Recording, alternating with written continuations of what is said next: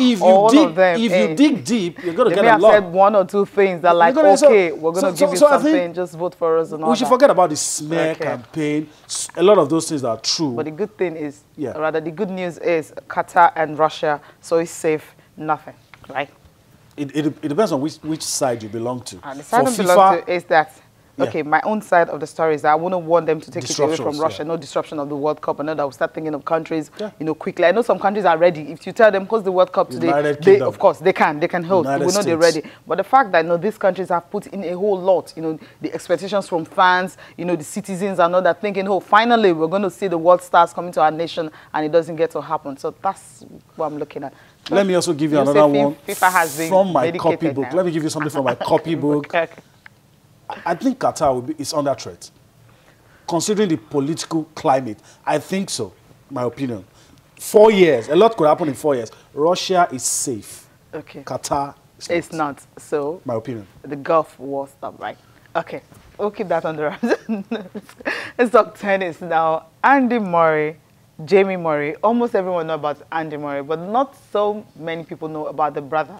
You know, but he's actually thinking that, well, someday they might just pair up and get to play at Wimbledon. Yeah. You think it's going to happen? It might happen. All Andy needs to do is just free up his schedule. Yeah. The Williams sisters do it.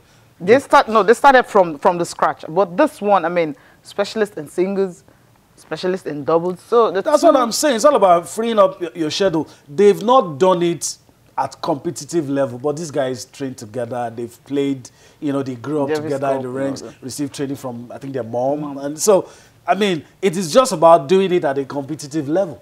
So, you know, so, or you talk about Rafael Nadal and all of those guys in this Spanish team. They've trained together. They do. So Nadal can just wake up, I want to be in Davis Cup, because he's used to those guys. So I think it's possible. I think the only obstacle will be for Andy to say, okay, for all the things that I have, I want to have something in doubles too, and free up his schedule. But I don't know if Andy has a strong tank, so to speak, to play in doubles and singles in the same event. Because what you see most of those guys do is to focus, pull their energy more into the singles event, and just go along with the mixed doubles and doubles and see what happens. But the thing about Jamie is the fact that he's actually himself and his partner talking about Bruno Suarez, their favorite for the doubles right now, simply because at the Stuttgart Open, they won Aegon Championship also. They won, but the brother is really not doing so well. We'll listen to him now, and also who is actually tipping to win Wimbledon when it starts on Monday. Look, I think one day we might try to play at Wimbledon. Look, it might happen, it might not. You know, that's probably more dependent on Andy's singles career, I think. You know, I'll obviously still be out here playing doubles. I don't know when that might happen, but, you know, for the moment I'm happy with Bruno.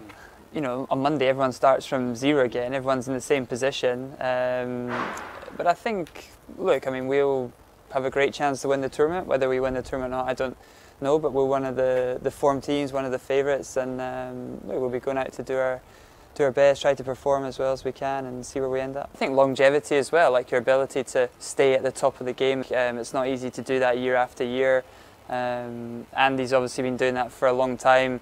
You know, he's always fighting for 1, 2, 3, 4 with those guys, and I think you know, now he got to #1 is an incredible achievement.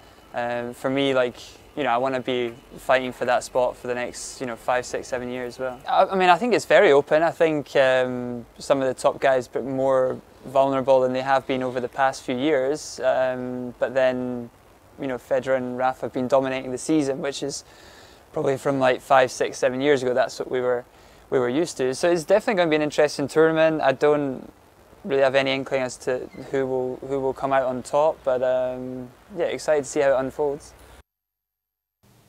We'll see what's going to happen in that one. Still talking tennis, but this time around Serena Williams, we know she's trying to have a baby, but then she just had to say something recently concerning the fact that John McEnroe actually, you know, when he was talking on the radio station, he says if Serena Williams were to play in the men's circuit, he would be ranked like 700 in the world, and she didn't take this lightly at all.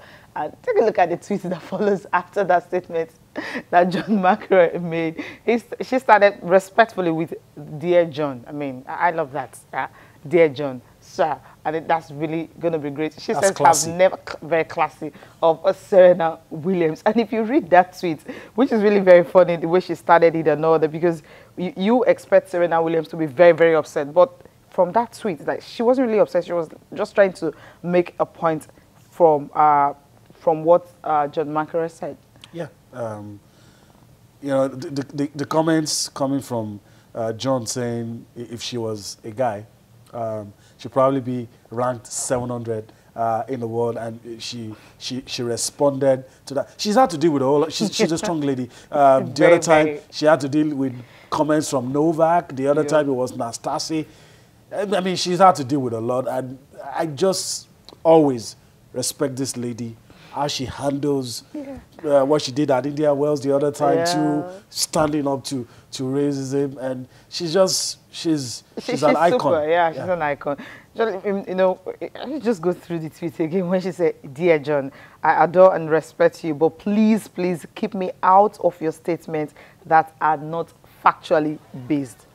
I mean, that's it. I mean, even our response to Novak's comments about prize money for men and was even more classy. Yeah. As I look, in years to come, I wonder how you're going to look your daughter in the face and for saying all of this. And a lot of guys have, you know, said things like, oh, if she was on the men's circuit, she wouldn't be this dominant. Some made comments about her skin color, but she's always handled it well. Very, very classic. You can only count a few occasions where Serena, you know, came out with an outburst. Very rare occasions like that. Rare. I think she just have a way of carrying it out, especially when she went for that to say that she has never played anyone ranked there. That simply means at that particular level, nor does she have time to actually do that. So she's saying, John McEnroe, respect me, respect my privacy. I'm just trying to have a baby. And she ended with, good day, sir. I love the fact that she's just being respectful. You know what, quickly, we'll go for a break now. Maybe we'll come back, we can just listen to that particular audio, you know, where McEnroe is actually, you know, talking about Serena Williams.